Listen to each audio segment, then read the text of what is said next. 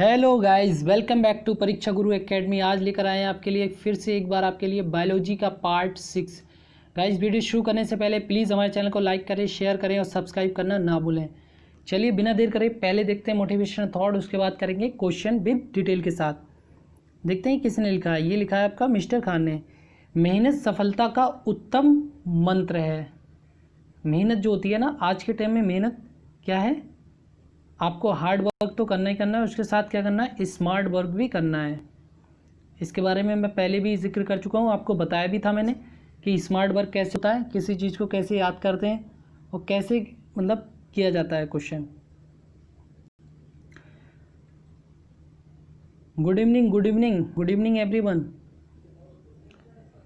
Question number 1 क्या कहता है? क्वेश्चन नंबर 1 बोलता है निम्न में से कौन सी ग्रंथि अंतः तथा बाह्यस्रावी दोनों है? यकृत, पैनक्रियाज, थाइमस या फिर थायराइड। अंतः तथा बाह्यस्रावी दोनों हैं, ठीक है। तो इसका राइट आंसर क्या हो जाएगा? Option B, pancreas. अग्न्याशय, अग्न्याशय जो है आपका एक्सोक्राइन भी है और एंडोक्राइन भी है, ठीक है। अंतः और बाह्य ग्रंथि, स्रावी ग्रंथि दोनों ही है, ठीक है। अच्छा, यकृत क्या है? यकृत क्या है आपका? एक्सोक्राइन, बाह्य स्रावी ग्रंथि है और यहाँ से एक्सोक्राइन ग्लैंड एंजाइम स्रावित करता है। आगे समझ में? अच्छा, ग्रंथि के बारे में, जैसे ग्रंथि क्या होती है? ग्रंथि जो नलिका विहीन होती है, ठीक है, ये नलिका विहीन होती है, वो क्या कहलाती है? अंतःस्रावी ग्रंथि कहते हैं। जैसे आपका पिट्यूटरी ग्लैंड हो गया, थायराइड ग्लैंड हो गया और एंडोक्राइन ग्लैंड जो होती है वो हमारे शरीर में हार्मोन स्रावित करता है, जो शरीर के विभिन्न क्रियाओं पर नियंत्रण करता है, ठीक है। आया समझ में कुछ? जो आपका अंतःस्रावी ग्रंथि होती है वो हमारे शरीर में हार्मोन स्रावित करती है, जो शरीर में विभिन्न क्रियाओं का निर्माण करता है। चलो देखते हैं क्वेश्चन नंबर 2। गाइस, जितना पॉसिबल हो सकेगा मैं आपको उसके बारे में ज़रूर बताऊंगा। क्वेश्चन नंबर 2 क्या बोलता है? डायबिटीज़ इंसिपिडियस, इंसिपिडस रोग होता है, किससे होता है? ऑप्शन पढ़ो और फिर आंसर दो। डायबिटीज़ इंसिपिडस, तो इसका राइट आंसर क्या हो जाएगा? ऑप्शन बी, इंसुलिन की कमी से। क्वेश्चन नंबर 3 देखते हैं। रक्त में हार्मोन्स निम्न में से किस तरह उपस्थित रहते हैं? डिनर, मोनोमर, पॉलीमर या फिर उपयुक्त सभी तरह। ये आपका पॉलीमर है, ठीक है।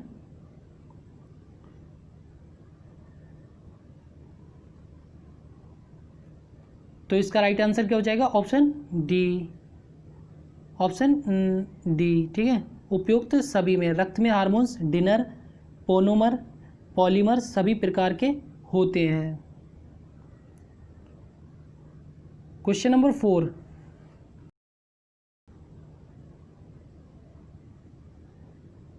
गर्भ निरोधक गोलियां कॉन्ट्रासेप्टिव पिल्स में अधिकतर होता है, क्या होता है आपका? Estrogen plus FSH, progesterone plus LH, FSH plus LH, oestrogen या फिर प्रोजेस्टेगन। क्या अधिकतर होता है? गर्भ निरोधक गोलियां जो होती हैं, तो इसका राइट आंसर क्या हो जाएगा? ऑप्शन डी, ऑस्टेरोजन और प्रोजेस्टेगन इसमें अधिकतर होता है। अच्छा, इसके बारे में थोड़ा सा जान लेते हैं क्योंकि इससे क्वेश्चन आ जाते हैं। प्रोजेस्टेरोन के बारे में जान लेते हैं। प्रोजेस्टेरोन जो आपका हार्मोन होता है, ये हार्मोन ओवरी में जो आपका भ्रूण होता है, भ्रूण में जाने वाले कार्पस लुटियम से स्रावित होता है, ठीक है। एक जगह होती है मतलब भ्रूण में कार्पस लुटियम में स्रावित होता है। इससे प्रेगनेंसी हार्मोन भी कहते हैं। यह लड़कियों में सेकेंडरी ग्रोथ के लिए जिम्मेदार होता है। एग्जाम्पल कैसे कैसे हो गया? स्तन का होना, मासिक चक्र शुरू होना, शरीर के अन्य भागों में बाल का होना, आवाज़ पतला होना, ठीक है। ये इसी वजह से होता है, प्रोजेस्टेरोन हार्मोन की वजह से। क्वेश्चन नंबर 5 देखते हैं। निम्न में से कौन सा जंतु द्विलिंगी होता है? मधुमक्खी, एस्करिस, जौक या फिर मक्खी?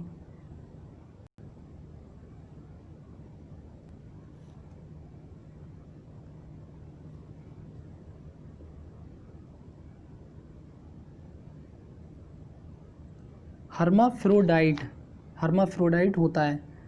तो इसका राइट आंसर क्या हो जाएगा? ऑप्शन सी, जोंक। ये आपका जोंक है, जो कोई लीच बोलते हैं। ठीक है, वैसे जंतु जिसमें मेल एवं फीमेल एक ही पर रहते हैं इसे द्विलिंगी कहते हैं। जैसे आपका जोंक हो गया, केंचुआ हो गया, केचुआ जो होता है, केचुआ केचुआ होता है, मैं केचुआ ठीक है, जोंक केचुआ होता है। मेल एवं फीमेल जो होता है वो एक ही पर रहते हैं, तो इसी वजह से इसे द्विलिंगी कहते हैं। क्वेश्चन नंबर 6 से देखते हैं। रजत मछली सिल्वर फिश होती है, एक क्या होती है? निडेरियन मछली होती है या फिर क्रेस्टेशियन होती है या फिर कीट होती है? ये देखो इंग्लिश में ठीक लिखा हुआ है, ठीक है। ये आपका क्रेस्टेशियन हो गया, ये आपका क्या हो गया? फिश पीसेस हो गया, मछली हो गई, और ये आपका कीट हो गया। तो सिल्वर फिश होती है, कैसी होती है? तो इसका राइट आंसर क्या हो जाएगा? ऑप्शन डी, जो सिल्वर फिश एक प्रकार का कीट इंसेक्ट होता है। क्वेश्चन नंबर 7, हाल ही में लुप्त पक्षी है, कौन सा है? आर्केओप्टेरिक्स, डोडो, आकीओराइनिस या फिर बस्टर्ड? गाइज ये क्वेश्चन जो है ना, आप लोगों ने ऐसे नाम ही नहीं सुने होंगे अब तक। कंपटीशन में क्या है ना, कंपटीशन की चीज़ अलग है। हम एक तरफ का तो हिस्सा देख पाते हैं कंपटीशन का, लेकिन दूसरा हिस्सा हम नहीं देख पाते हैं। क्यों? क्योंकि हमारे यहाँ एक चीज़ होती है कि बस क्या हुआ, थ्योरी पढ़ लो और हम लोग जो है सिलेक्शन ले जाएंगे। यही भूल रहती है कि हमें काफ़ी टाइम लग जाता है। जब एक एक बार में आप सारे क्वेश्चन मतलब प्रैक्टिस कर लोगे ना, तो कोई कंपटीशन आपसे बचने वाला नहीं है। आपको उस दिन खुद लगने लगेगा, फील हो जाएगा कि हाँ अब मुझे आ रहा है, खुद में महसूस होने लगेगा। अब आपके लिए, आप मालूम है अब ऐसे हो चुके हो, जीएस-जीके की मैं बात करूं तो अगर कहीं से भी क्वेश्चन आता होगा तो आप बहुत जल्दी उसे अटेम्प्ट करते होगे, उसका आंसर तो दे सकते हो। ठीक है, अच्छा इसी तरीके से आप क्या किया करो, रीजनिंग, मैथ, इंग्लिश वगैरह में भी ऐसा ही किया करो। जिस दिन आपके सारे सब्जेक्ट अच्छे हो गए ना, उस दिन कोई कंपटीशन आपसे बाहर नहीं है, मैं लिख के दे सकता हूँ। तो इसका राइट आंसर क्या हो जाएगा? ऑप्शन बी, डोडो जो है वो आपका लुप्त पक्षी है। ये मॉरिशस में पाया जाता है। कहाँ पाया जाता है? मॉरिशस में पाया जाता है। अच्छा, ये जो आपका आर्कियोप्टेरिक्स है, आर्कियोप्टेरिक्स क्या है? पक्षी और सरीसृप के बीच का कड़ी कहा जाता है। ये आपका पक्षी भी है और क्या है आपका रेप्टाइल्स, दोनों के बीच की कड़ी कहा जाता है आर्कियोप्टेरिक्स। याद रखना, नोट भी कर सकते हो। देखो ऐसे क्वेश्चन बनने वाले हैं। क्वेश्चन नंबर 8 क्या बोलता है? न उड़ने वाला पक्षी है, मोर है, बत्तख है, ईमो है या फिर हंस है? न उड़ने वाला पक्षी।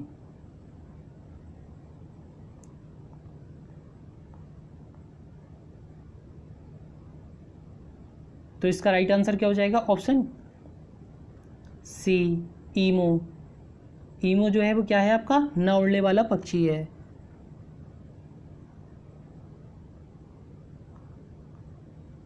क्वेश्चन नंबर 9, कीटों का मुख्य लक्षण है। या क्या है? कीटो है, ठीक है। कीटों का मुख्य लक्षण है, क्या है? 2 जोड़ी पंख, 3 जोड़ी टांगे या फिर संयुक्त नेत्र, कंपाउंड आई या फिर एक लंबा उदर, लॉन्ग एब्डोमेन। देखो ये जो आपका आ गया, क्या आ गया? संयुक्त नेत्र। मतलब अब सोच के देखो, ये थोड़ा सा इंग्लिश हिंदी में कैसा आप समझ में नहीं आता, संयुक्त तो समझ लेते, लेकिन है क्या आपका? ये संयुक्त ही लिखा हुआ है आंसर में। इसका भी मतलब होता होगा पर्यायवाची में संयुक्त। ठीक है, अब कंपाउंड का मतलब आप समझ जाओगे कि मिला हुआ। तो इसी वजह से थोड़ी बहुत चीज़ें आपको इंग्लिश में भी ध्यान रखा करो। तो इसका राइट आंसर क्या हो जाएगा? ऑप्शन बी, 3 जोड़ी टांगे, 3 पेयर ऑफ लेग्स। देखो अब इसके बारे में मैं देखो हर क्वेश्चन के बारे में जितना पॉसिबल है मैं डिटेल बता रहा हूँ, लेकिन आपको कि पूरी थ्योरी बता दें, क्योंकि बहुत सारे बच्चों के क्वेश्चन ऐसा होता है समझ में नहीं आता है या नहीं भी आ रहा है, तो आप थ्योरी पढ़ लो पहले एक बार और उसके बाद कर लेना क्वेश्चन।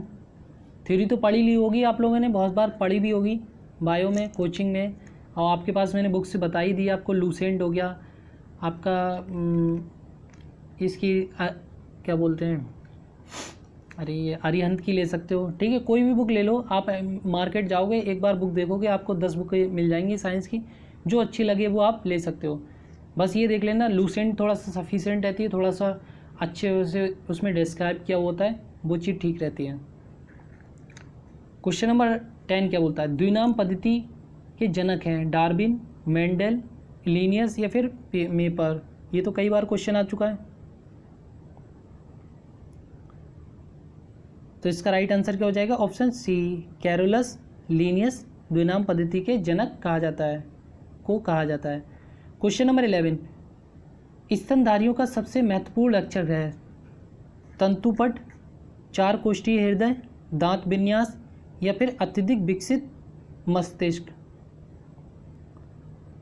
स्तनधारियों का सबसे महत्वपूर्ण लक्षण,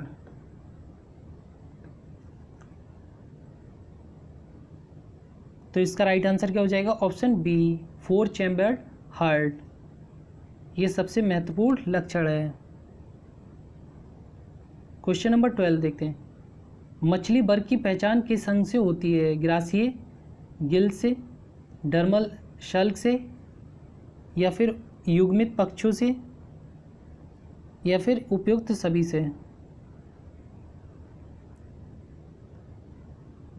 तो किससे होती है मछली वर्ग की पहचान, तो ऑप्शन डी, सभी से जो होती है, इन सब चीज़ों से ही पता लगाया जाता है मछली है। चलो देखते हैं क्वेश्चन नंबर 13, हेल एक स्तनधारी मैमल है क्योंकि क्या होता है, 4 प्रकोष्ठ का हृदय है, 1 जोड़ी वृक्क है, 1 जोड़ी फेफड़े है या फिर वक्ष तथा उदर के मध्य डायफ्राम होता है। कुछ वर्ड ऐसे होते हैं जो लेने में जल्दी नहीं आते हैं, तो इसका राइट आंसर क्या हो जाएगा, ऑप्शन ए, सबसे मेन जो होता है वो स्तनधारी में क्या होता है, 4 प्रकोष्ठ का हृदय होता है, मतलब 4 चैम्बर में इस तरीके से बटा होता है। क्वेश्चन नंबर 14 देखते हैं, उड़न मछली है, फ्लाइंग फिश है, कौन सी है,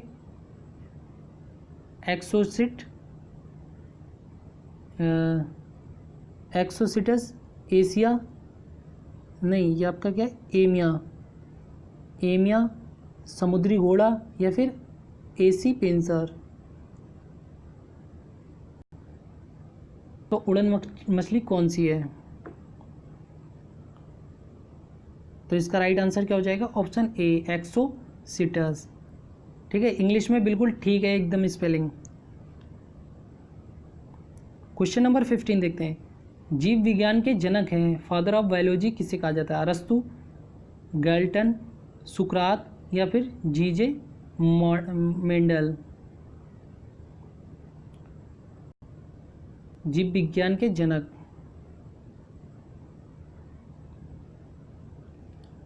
तो इसका राइट आंसर क्या हो जाएगा, ऑप्शन ए, अरस्तु को जीव विज्ञान का जनक कहा जाता है। क्वेश्चन नंबर 16, वर्गीकरण क्लासिफिकेशन की आधार इकाई है, जीन्स, स्पेशीज, वर्ग या फिर फाइलम। जो आपका वर्गीकरण किसी भी जंतु है तो उसे वर्गीकरण मतलब बांटा जाता है, उसके बारे में पता लगाने के लिए जो वर्गीकरण उसे मतलब पार्टों में हम डिवाइड करके पता लगाते हैं उसे ही क्लासिफिकेशन बोला जाता है। क्लासिफिकेशन का मतलब क्या होता है उसके बारे में बताना, डिस्क्राइब करना। तो वर्गीकरण की आधार इकाई क्या है, तो ऑप्शन बी, स्पीशीज, ठीक है। क्वेश्चन नंबर देखते हैं 17, रुधिर में अधिकतर CO2 ले जाई जाती है, कार्बनिक अम्ल के रूप में, सोडियम कार्बोनेट के रूप में, कार्बोनेट आयनों के रूप में या बाइकार्बोनेट आयनों के रूप में। तो रुधिर में जो अधिकतम CO2 कार्बन डाइऑक्साइड ले जाई जाती है तो किस रूप कैसे ले जाई जाती थी?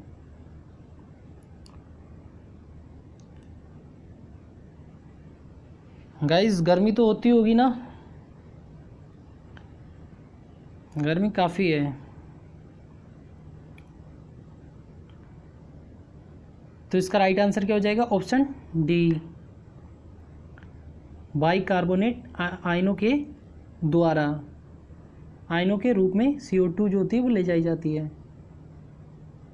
क्वेश्चन नंबर 18, रुधिर स्कंदन ब्लड क्लॉटिंग के लिए आवश्यक है Na+, K+, Ca++ या फिर Cl+। ये भी आपका क्या है? प्लस है। तो जो आपका मतलब होता है ब्लड होता है उसे जमने के लिए कौन सा तत्व आवश्यक है? तो इसका राइट आंसर क्या हो जाएगा? Option C, calcium. ठीक है। क्वेश्चन नंबर 19, शरीर में फास्फोरस पाया जाता है अस्थियों में, केवल दांतों में, अस्थियों तथा दांतों में, सभी कोशिकाओं में, मतलब कि सभी सेल में।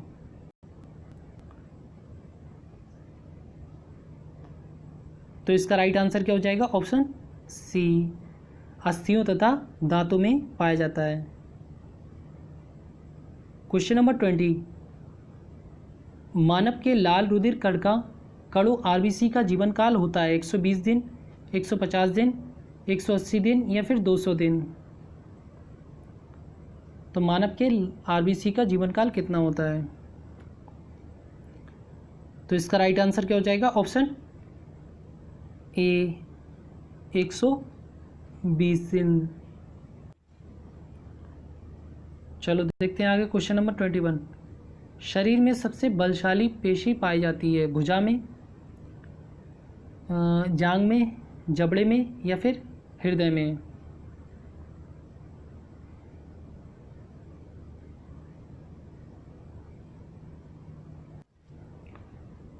तो इसका राइट आंसर क्या हो जाएगा? ऑप्शन सी, जबड़े में सबसे बलशाली जो होती है वो पेशी पाई जाती है। क्वेश्चन नंबर 22, बाह्यकर्ण का कठोर लचीला भाग बना होता है, कैसा बना होता है? टेंडन का, अस्थि का, उपास्थि का या फिर स्नायु का?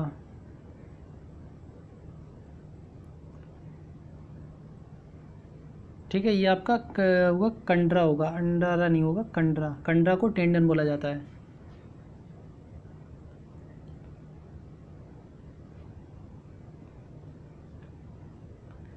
देखो, अस्थि से अस्थि जोड़े हुए तो टेंडन बोलेंगे, और अस्थि से मांस जोड़ोगे तो उससे क्या बोला जाता है? लिगामेंट बोला जाता है।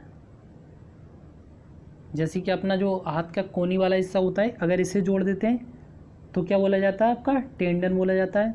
और इसी में अगर मसल्स ऐड कर देते हैं, हड्डी के साथ अगर मसल्स ऐड होती है तो उसे क्या बोला जाता है? लिगामेंट बोला जाता है। हिंदी में भी याद रखना, स्नायु, इंग्लिश में कंडकारा बोला जाता है टेंडन को। तो इसका राइट आंसर क्या हो जाएगा? ऑप्शन सी, उपास्थि, कार्टिलेज का। ठीक है, उपास्थि कैसी होती है? जो कि एक नरम हड्डी कहलाती है।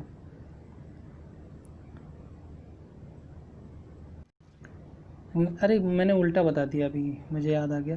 ये देखो, ये जो आपका मांसपेशी एवं अस्थि के जोड़ को क्या बोलते हैं? टेंडन बोलते हैं। मांसपेशी प्लस अस्थि के जोड़ को क्या बोलेंगे? टेंडन बोलेंगे। और अस्थि से अस्थि के जोड़ को क्या बोलेंगे? लिगामेंट बोलेंगे। ठीक है, अस्थि से अस्थि के जोड़ को क्या बोलेंगे? लिगामेंट बोलेंगे। और अस्थि से मांसपेशी के जोड़ को टेंडन बोलेंगे। अच्छा, जो आपका ये उपास्थि है, कार्टिलेज है, कार्टिलेज का निर्माण कंकाली संयोजी ऊतकों से होता है। ये अर्धठोस, पारदर्शक एवं लचीला ग्लाइकोप्रोटीन से बने मैट्रिक्स से निर्मित है। जो अपने कान की हड्डी होती है वो अर्धठोस होती है, उसी को उपास्थि बोलते हैं। क्वेश्चन नंबर 23, मानव के रक्त की सामान्य pH है। बहुत इजी क्वेश्चन, आराम से कर सकते हो। तो इसका राइट आंसर क्या हो जाएगा? Option A 7.4। क्वेश्चन नंबर 24, अधिक समय तक जब किसी व्यक्ति में रक्तस्राव ब्लीडिंग रुकता नहीं है तो इसका कारण निम्न में से किसी एक दोष में होता है? आरबीसी, रुधिर प्लाज्मा, बिम्बाणु या फिर लसिका कोशिका या फिर लिम्फोसाइट बोला जाता है। तो ब्लीडिंग जो होती है रुकता नहीं है, इसका एक दोष क्या है?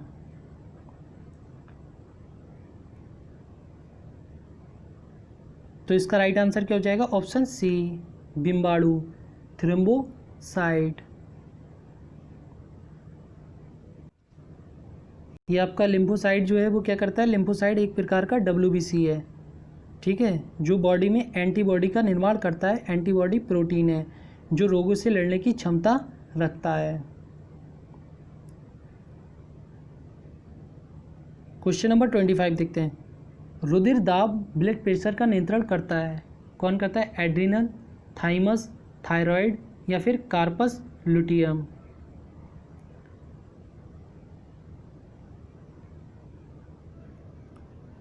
रुधिर दाब का नियंत्रण, तो अगर इसके राइट आंसर की बात करें तो क्या हो जाएगा इसका right answer? Option A adrenal. चलो थोड़ा सा जान लेते हैं एड्रिनल ग्रंथि के बारे में। मैंने पहले भी बताया था, इसे क्या बोला जाता है? इमरजेंसी आपातकालीन ग्रंथि भी बोला जाता है एड्रिनल ग्रंथि को, ठीक है। ये आपका एड्रिनल मेडुला द्वारा एड्रिनल हार्मोन से स्रावित होता है, ठीक है। क्या? एड्रिनल मेडुला द्वारा एड्रिनल हार्मोन से स्रावित होता है। इसे इमरजेंसी हार्मोन भी कहते हैं। एड्रिनल को क्या और क्या बोला जाता है? इसे लड़ो या उड़ो हार्मोन भी कहा जाता है। लड़ो या उड़ो हार्मोन भी कहा जाता है। फाइट या फ्लाई हार्मोन भी कहा जाता है। ये क्या करता है? ग्लाइकोजन को ग्लूकोज में परिवर्तित कर तत्काल ऊर्जा प्रदान करता है। एड्रिनल ग्लैंड को इमरजेंसी ग्लैंड भी कहते हैं, ये तो मैंने बता ही दिया। अच्छा, ये आपका थायराइड जो ग्लैंड है, थायराइड ग्लैंड से थायरोक्सिन नामक हार्मोन स्रावित होता है। इसकी कमी से आपका कौन सा रोग होता है? क्रेटिनिज्म रोग होता है। इस रोग में मनुष्य का शारीरिक एवं मानसिक विकास रुक जाता है। 30 वर्ष का व्यक्ति इसी कारण 5 वर्ष का बच्चा जैसा दिखाई देता है। किसकी वजह से? थायराइड ग्लैंड में जो थायरोक्सिन नामक स्रावित होता है, इसकी कमी से क्रेटिनिज्म रोग होता है। उसकी वजह से जो छोटे रह जाते हैं कद में, वो इसी वजह से छोटे दिखाई देते हैं, बौने टाइप के। क्वेश्चन नंबर 26 से देखते हैं। रुधिर का थक्का क्लॉट जमने के लिए आवश्यक है? सोडियम, पोटेशियम, कैल्शियम या फिर मैग्नीशियम। अभी ये क्वेश्चन हो भी चुका है, बस वो थोड़ा रिएक्शन में दिया था और ये अलग तो दे दिया। तो रुधिर का थक्का जमने के लिए कौन सा आवश्यक है? तो इसका राइट आंसर क्या हो जाएगा? Option C calcium. चलो क्वेश्चन नंबर देखते हैं 27। रक्त के प्लाज्मा में सबसे अधिक होता है? जल होता है, हार्मोन्स होते हैं, एंटीबॉडी होती है या फिर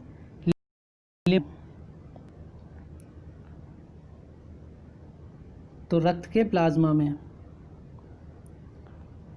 तो इसका राइट आंसर क्या हो जाएगा? ऑप्शन ए जल होता है। रक्त के प्लाज्मा में आपका 90% जल होता है, बाकी आपके प्रोटीन वगैरह भी होते हैं। Question number 28। रुधिर में एंटी स्कंदन पदार्थ मिलाया जाता है? Sodium chloride, sodium oxalate, potassium chloride या फिर थ्रोम्बोब्लास्टिन। तो रुधिर में एंटी स्कंदन,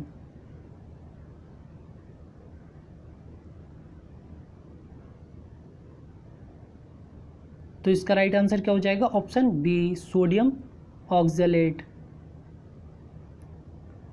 क्वेश्चन नंबर 29। शरीर में सबसे अधिक पाए जाने वाला ऊतक है? संयोजी ऊतक, उपकला ऊतक, पेशी ऊतक या फिर तंत्रिका ऊतक। शरीर में सबसे अधिक पाए जाने वाला ऊतक, तो इसका राइट आंसर क्या हो जाएगा? ऑप्शन ए संयोजी ऊतक, कनेक्टिव टिश्यू। जो आपका ये होता है संयोजी ऊतक, विभिन्न अंगों तथा ऊतकों से संबंध करता है, ठीक है। इसी वजह से इसे संयोजी ऊतक बोला जाता है।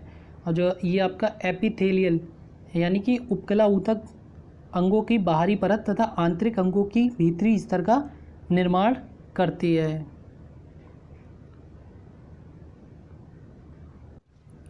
और ये आपका जो पेशी ऊतक है, पेशी ऊतक मस्कुलर टिश्यू प्रचलन तथा विभिन्न प्रकार की गतियों के लिए पेशी ऊतकों की आवश्यकता होती है। और ये आपका लास्ट रह गया, इसे भी देख लेते हैं।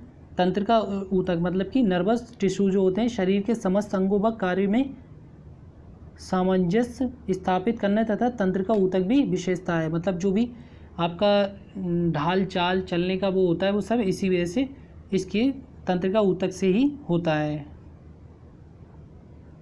क्वेश्चन नंबर 30 देखते हैं। मानव मलेरिया परजीवी के जीवन चक्र के एनाफिलिस को सर्वप्रथम खोजा था। Ronald Ross, von Baer, Alexander Fleming या फिर सैली ने। तो मानव मलेरिया परजीवी के जीवन चक्र, तो इसका राइट आंसर क्या हो जाएगा? ऑप्शन ए, रोनाल्ड रॉस ने। अच्छा, ये नाम आ गया आपका अलेक्जेंडर फ्लेमिंग। तो हर समय एक नाम हमेशा आता जाता है। एंटीबायोटिक है आपकी कौन सी? पेनिसिलिन। पेनिसिलिन की खोज किसने की? तो आपका अलेक्जेंडर फ्लेमिंग ने की। ठीक है गाइस, क्वेश्चन खत्म हो गए। वीडियो कैसी लगी लाइक करें, शेयर करें और सब्सक्राइब करना ना भूलें। और देखो, अगर आपको क्वेश्चन नहीं समझ में आ रहे हैं तो कोई दिक्कत नहीं, आप उसके बारे में थ्योरी देख लिया करो। डायरेक्ट आप जैसे ये क्वेश्चन पढ़ा आपने मलेरिया से रिलेटेड, तो आपकी बुक में या आपके नोट में जहाँ भी होया करे फिर उसे देख लिया करो और फिर क्वेश्चन कर लिया करो। ऐसे कर सकते हो आप। ठीक है, ये क्वेश्चन सारे ही अच्छे लेवल के हैं, कहीं ना कहीं प्रीवियस ईयर में पूछे गए क्वेश्चन है या फिर इनके पूछे जाने की संभावना है।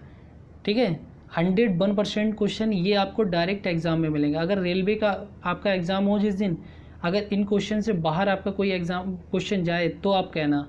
रेलवे के लिए सफिशिएंट साइंस है, थोड़े बहुत न्यूमेरिकल हैं। न्यूमेरिकल फिजिक्स में करेंगे किसी टाइम, क्योंकि मैंने अभी न्यूमेरिकल जो है फिजिक्स वाले रोक दिए हैं। पहले मैं मिक्स करता था, लेकिन वो धीरे धीरे करके मैं 1 बाय 1 लेता रहूँगा। ठीक है, ओके, बाय बाय एवरीवन। और जिन लोगों ने मॉर्निंग वाली क्लास नहीं देखी वो ध्यान से देख लें। देखो, आप देखोगे फ़ायदा आपका ही होगा, हमारे बताने से या किसी के कहने से कुछ नहीं होता। फ़ायदा आपको अपना देखना होता है। बाय।